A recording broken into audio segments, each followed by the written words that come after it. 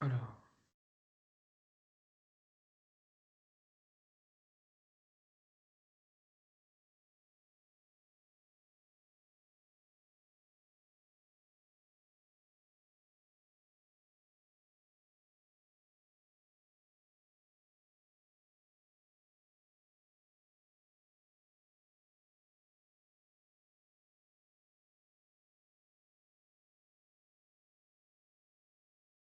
Bon, il est 13h30. Encore une fois, bonjour, bonjour tout le monde. Un sujet très intéressant. Alors ça vous aura pas échappé, pas de loi de finances cette année, donc on peut en profiter pour traiter d'autres sujets qui sont tout aussi sympathiques et variés. Donc aujourd'hui, nous allons traiter de l'IA, notamment ChatGPT, parce qu'actuellement c'est ce qu'il y a de plus à jour, de plus opérationnel. Enfin, tout dépend de ce que vous recherchez à faire, hein. Mais c'est vraiment un outil qui va vous permettre, l'IA d'une manière générale, hein, à développer vos compétences, gagner en efficacité, en temps, et dans les années à venir, on ne pourra plus passer à côté.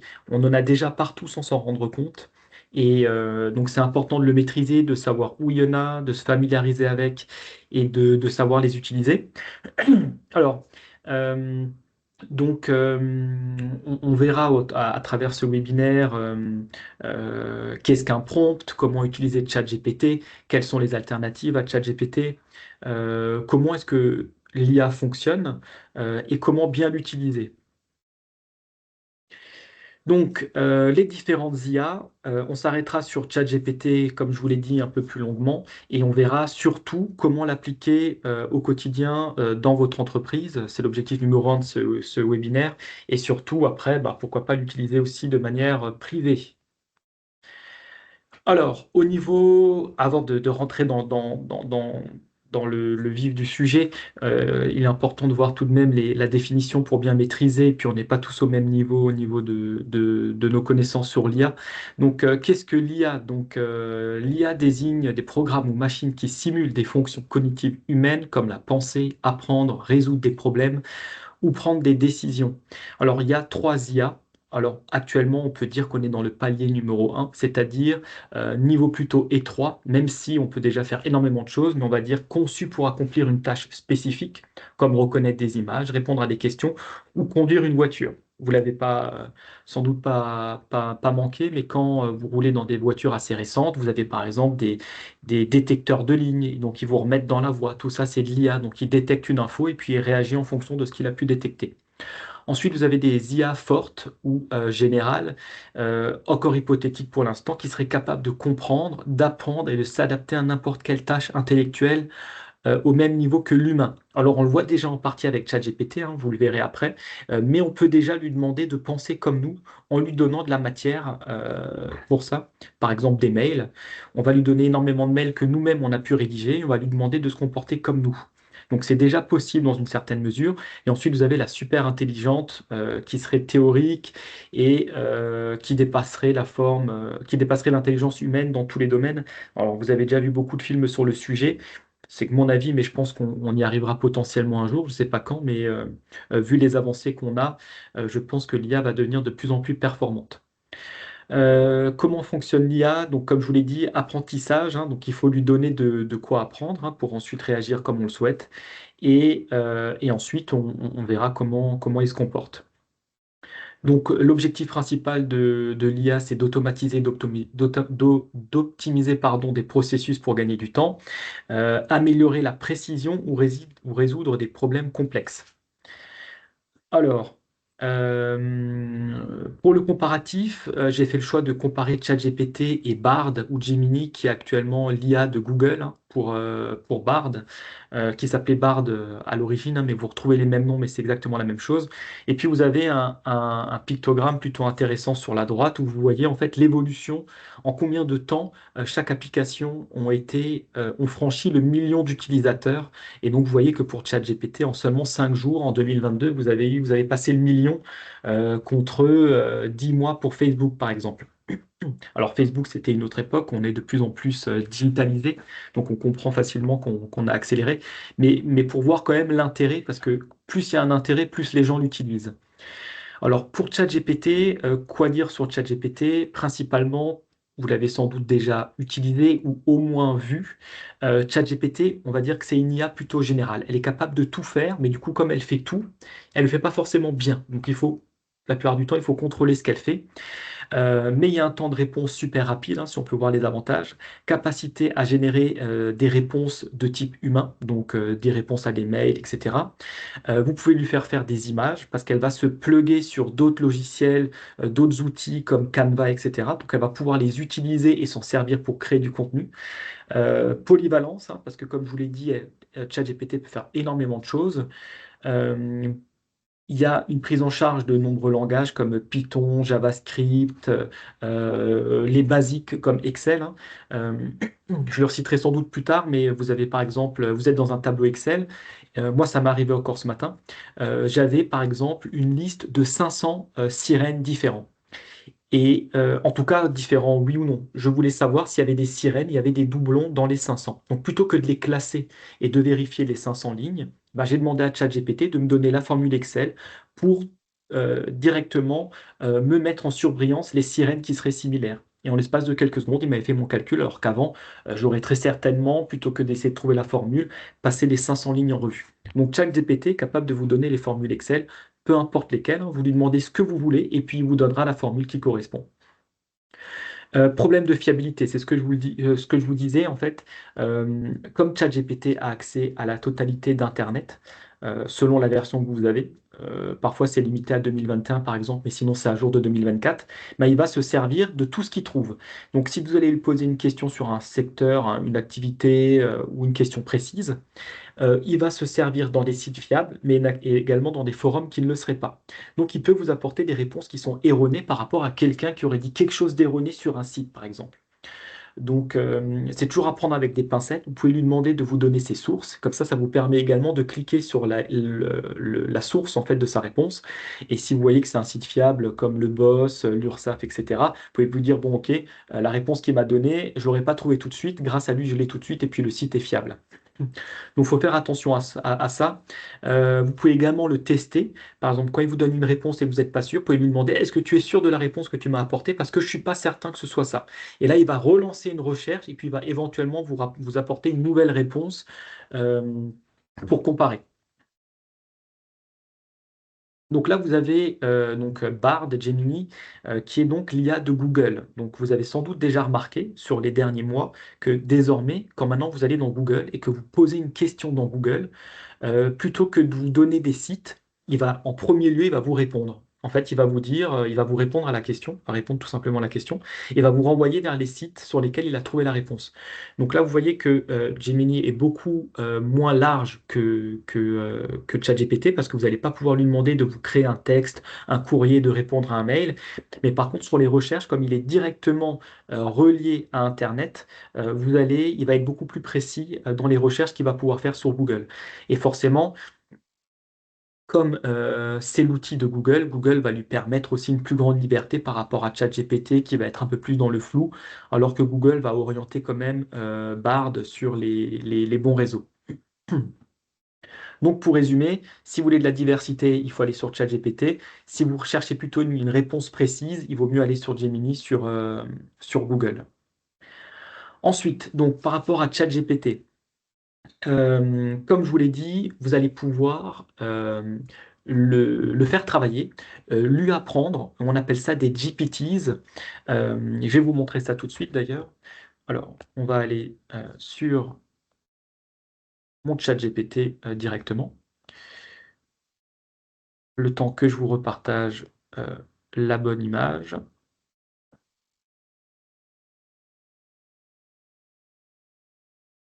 Voilà, on y est. Et donc ici, sur le côté gauche, en fait, vous allez voir ChatGPT et les différentes GPTs que vous voyez sur mon compte, par exemple. Alors, vous allez avoir Dali, Canva, comme je vous l'ai dit, pour faire des images, par exemple.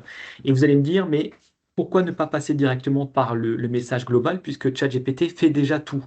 En fait, en passant par les GPTs, le GPT en question va être vraiment spécialisé sur une question. Vous n'allez pas pouvoir lui demander n'importe quoi et son contenu sera réduit et donc beaucoup plus sécurisé que ce que vous allez trouver sur ChatGPT d'une manière générale. Donc, par exemple, vous pouvez créer vous-même votre propre GPTs. Vous allez le nommer par votre nom, prénom, par exemple, et vous allez lui envoyer des mails que vous avez envoyés et vous lui demandez de s'en inspirer pour faire des réponses que vous allez lui transmettre. Et donc, dans ce GPTs-là, vous allez reprendre le message ChatGPT à lui demander de créer, et vous allez lui dire, bah, envoie un mail à un de mes fournisseurs pour lui demander de me commander X chose. Il va chercher dans sa base de données et il va pouvoir répondre comme vous l'auriez fait pour ce fournisseur-là précisément. Euh, c'est un peu moins sécuritaire, mais vous pouvez très bien aussi, votre entreprise, lui télécharger toutes les données que vous avez de votre entreprise. C'est un exemple, moi je ne le conseille pas, mais toutes les données de votre entreprise, et dès que vous allez avoir besoin d'une information précise, vous allez lui demander, et il va la rechercher uniquement dans ce que vous lui avez donné pour travailler. Je vais prendre un dernier exemple. Vous avez, par exemple, des logiciels qui vont faire de grosses mises à jour. Et plutôt que de vous noyer dans l'ensemble des nouvelles informations, ils vont pouvoir créer un GPT prévu et destiné uniquement à cette nouveauté-là. Et donc, quand vous allez aller dedans, vous allez pouvoir poser des questions et il va vous répondre vraiment très précisément par rapport à cette nouveauté-là. Euh, donc voilà pour les GPTs que vous allez créer pour votre entreprise ou que vous allez pouvoir utiliser pour des cas précis, Canva, etc. Vous le savez, moi je travaille beaucoup sur Silae et donc j'ai mis un maximum d'éléments dans le GPT Silae et comme ça j'ai des réponses qui sont vraiment liées à Silae que moi j'ai prévues et non pas toutes les infos qu'il va pouvoir trouver sur Silae sur Internet. Ensuite, si je repasse sur le support,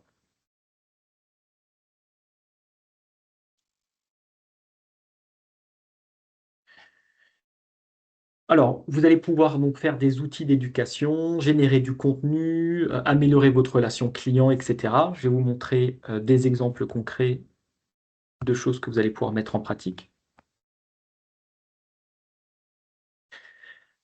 Mais avant tout, donc comment est-ce qu'il faut parler à ChatGPT? Alors, on passe par un prompt. Alors, qu'est-ce qu'un prompt? Alors, un prompt, c'est un mot en anglais qui désigne toute commande écrite envoyée à une intelligence artificielle.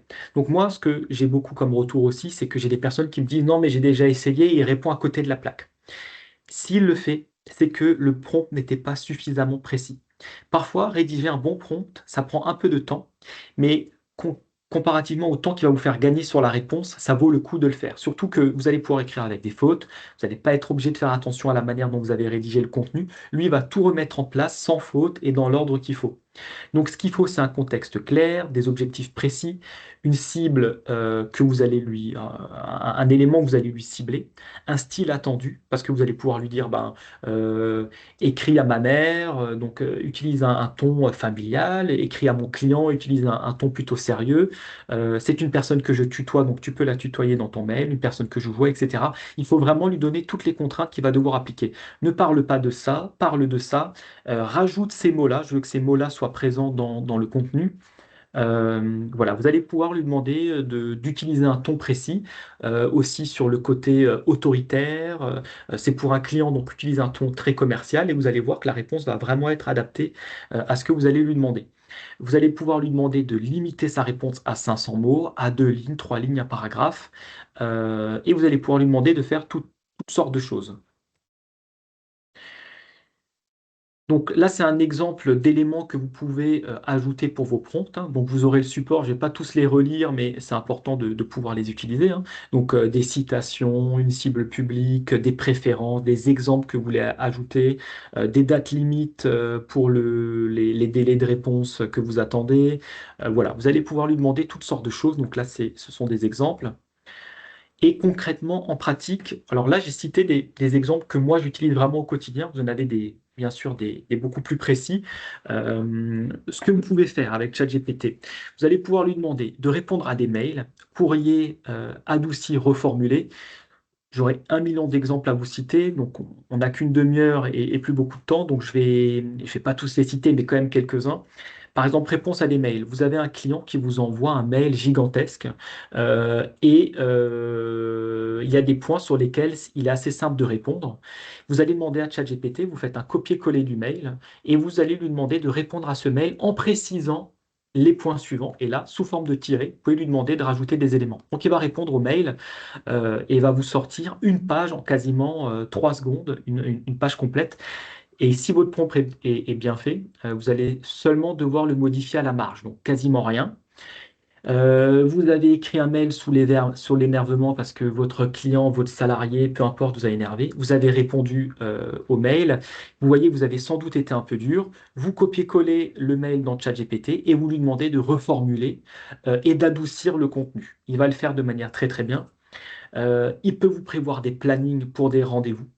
Donc vous allez lui dire, euh, je souhaite me déplacer de Strasbourg à Lyon du 5 janvier au 10 janvier. Je dois faire plusieurs haltes. Je veux rouler maximum 1 heure avant chaque arrêt. Prépare-moi un planning bien détaillé avec des restaurants dans lesquels je peux manger, etc., etc. Il va vraiment tout vous préparer en avance. Il va se connecter à Internet, il va regarder combien de temps rouler, quels restaurants sont dans les parages, quelles sont les meilleures notations, et il va vous proposer un planning vraiment complet. Préparez un ordre du jour du CE. Vous n'avez pas d'idée pour votre CSE. Vous lui demandez de vous préparer un ordre du jour. Vous lui donnez des idées et puis il va vous préparer tout l'ordre du jour à évoquer lors du CSE. Il peut vous faire un compte rendu du CSE. Par exemple, le secrétaire du CSE a pris des notes des éléments qui ont été évoqués. Et ensuite, le secrétaire du CSE demande à ChatGPT de mettre ces différents tirets en forme pour pouvoir le répertorier dans un classeur, dans un document et avoir un suivi des différentes réunions CSE. Vous allez pouvoir préparer une fiche de poste parce que parfois vous n'avez pas idée de tout ce qu'on peut mettre dans un poste de mécanicien, carrossier, boulanger, etc. Il va vous donner des idées. Préparer une note de service, préparer un tableau. Vous pouvez avoir énormément d'informations dans un mail. Par exemple, moi je vais prendre l'exemple de la paie parce que c'est ce qui me concerne le plus.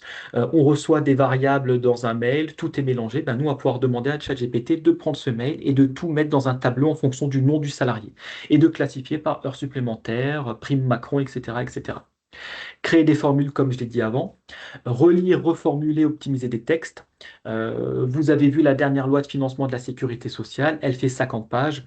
Vous lui donnez la loi de financement, vous lui demandez de vous résumer en une page maximum les 50 lois de la loi de finances, de vous sortir tous les éléments en rapport avec le droit du travail et le droit social, et il va tout vous sortir.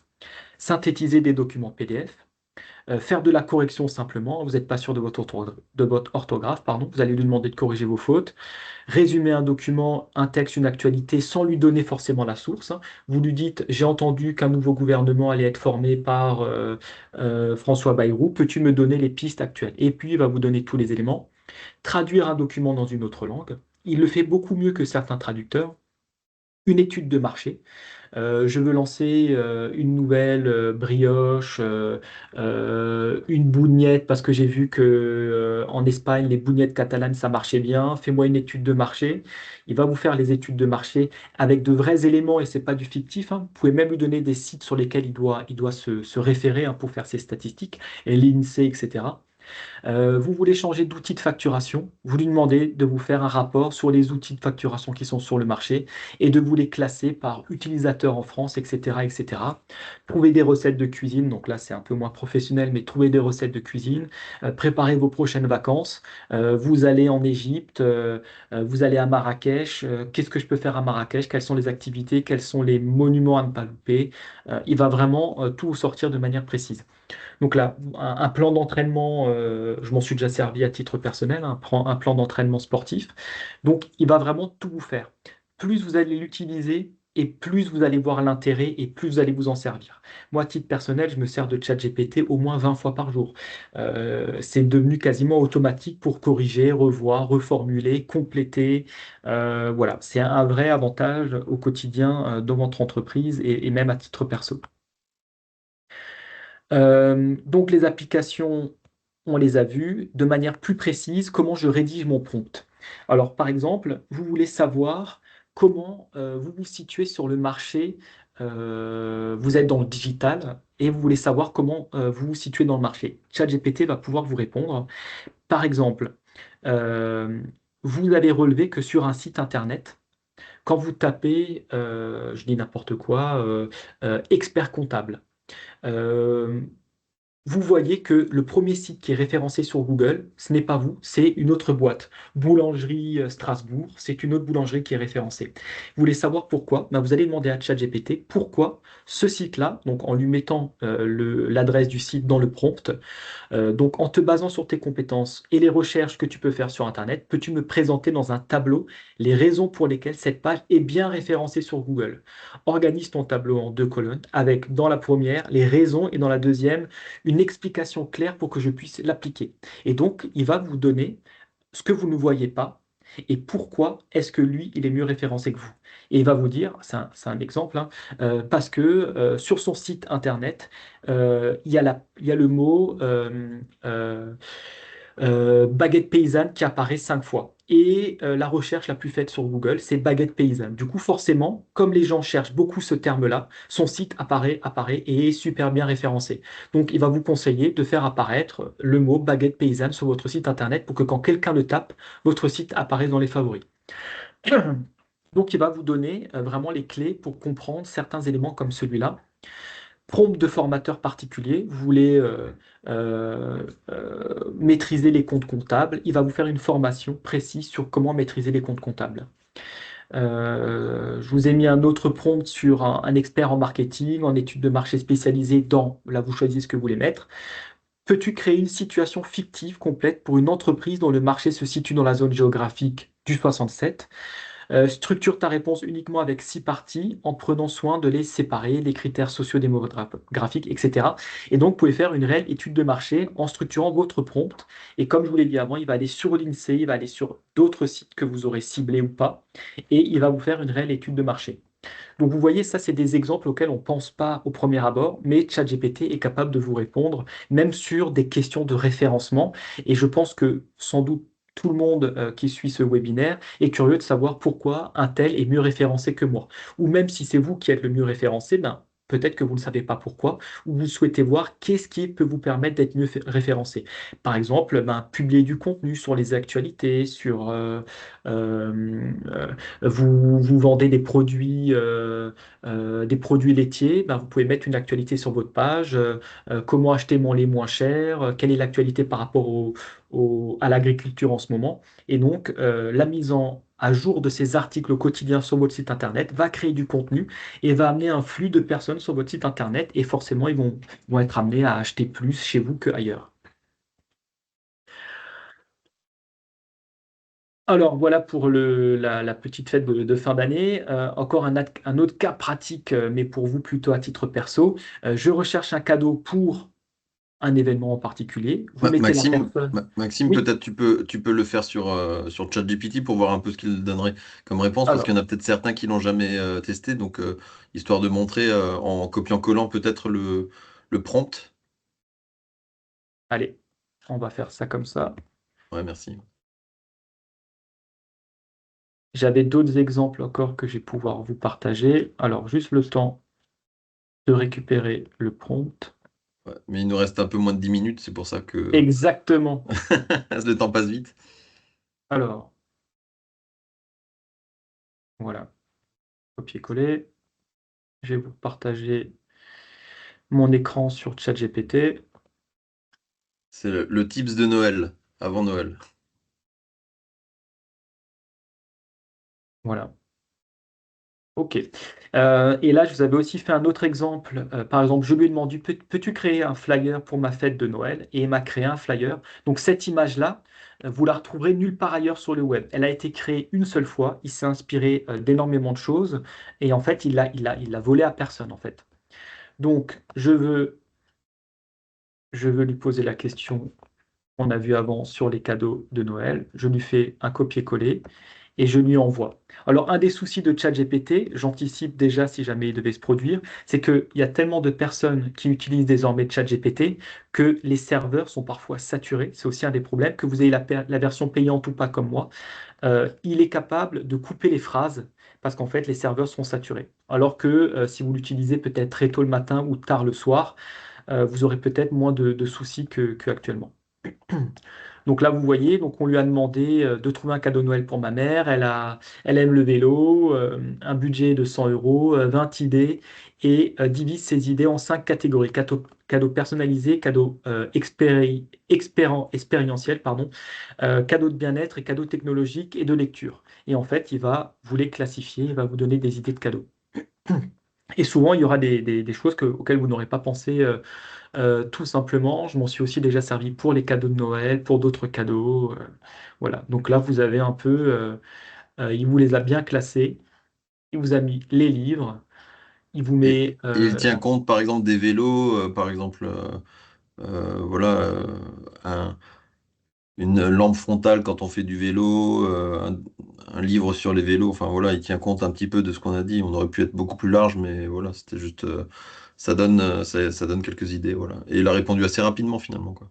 ouais, il va pouvoir, il fait pas attention aux fautes d'orthographe ni à la syntaxe. Il reformule automatiquement pour comprendre ce que vous lui avez dit. Et puis, il peut vous proposer des sites internet aussi si vous lui demandez où les chercher. Là, voilà, il m'a mis les liens. Et donc, je peux cliquer dessus et aller voir où est-ce qu'il m'a trouvé les idées de cadeaux. Voilà. Alors, tant que je suis en partage, je vais vous montrer, pour gagner un peu de temps, d'autres choses qui existent et pour lesquelles il faut se méfier aussi sur l'intelligence artificielle. Je vais vous montrer rapidement, je vais commencer par une vidéo assez marrante, mais qui démontre un peu à quel point on va pouvoir se faire avoir, entre guillemets, sur Internet, puisque maintenant l'IA est capable de modifier des images et votre voix. Donc, on va pouvoir voir des images de vous, d'hommes politiques qui n'ont jamais existé, avec des paroles qu'ils n'ont jamais dit, mais vous allez le voir comme si c'était vraiment lui. Donc là, je vais vous montrer quelque chose qui est plutôt drôle, j'ai sélectionné. Vous allez voir Emmanuel Macron, une vidéo qui existe, hein, et en fait, son visage a été remplacé partout, et vous verrez que c'est plutôt bien fait.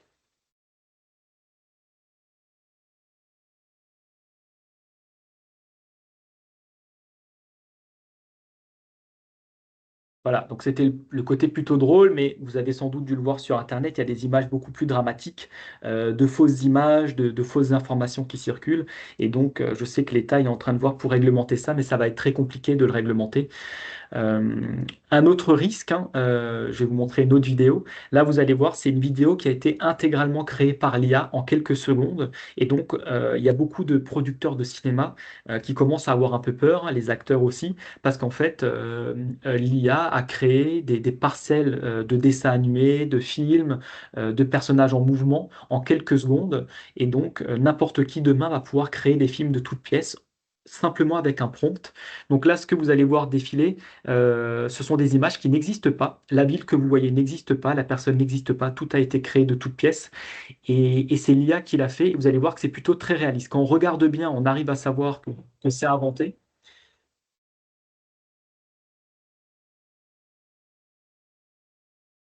Alors c'est l'application Sora qui peut faire des vidéos de Exactement. 1 minute, hein, c'est ça, hein. Ouais. Là, c'est un exemple de prompt.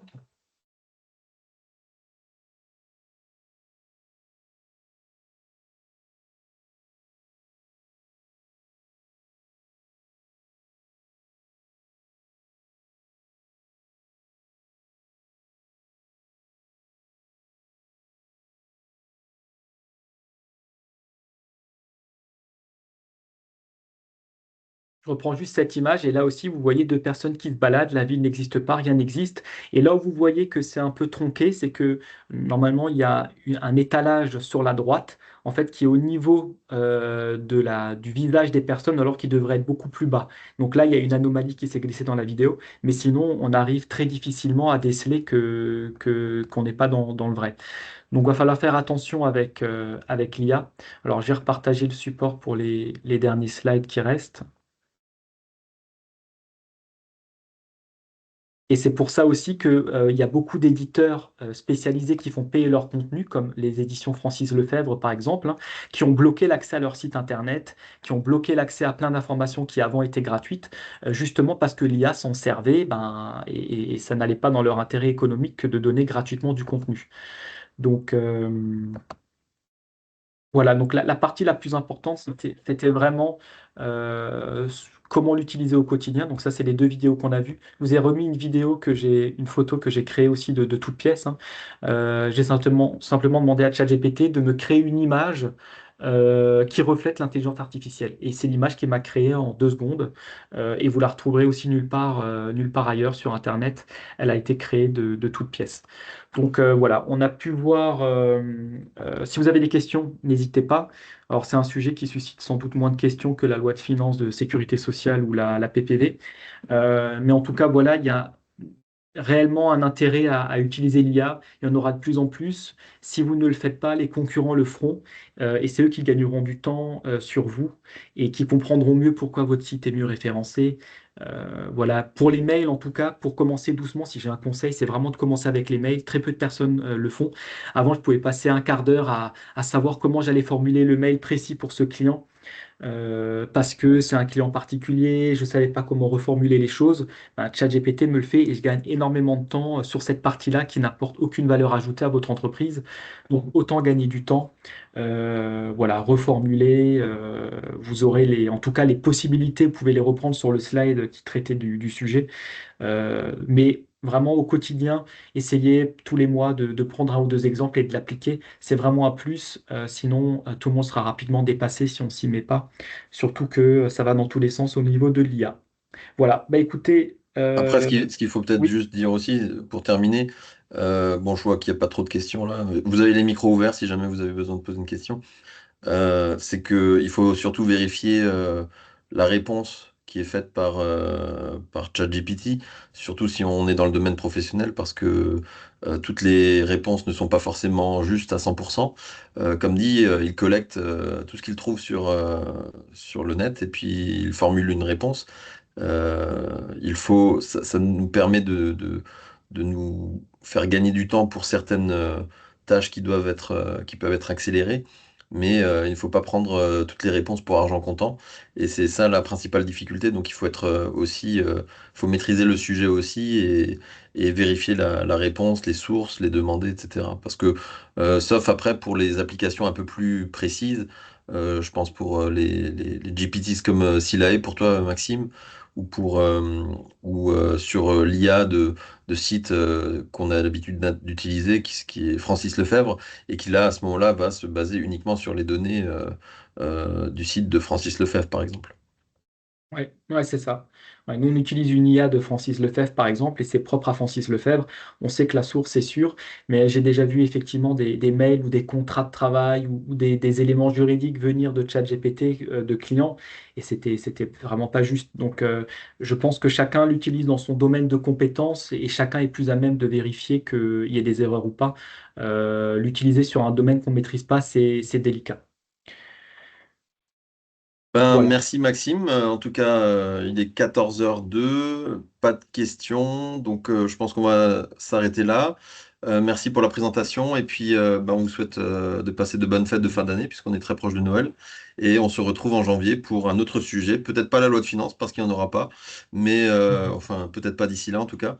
Donc bonne fête de fin d'année, joyeux Noël et à très bientôt. Merci.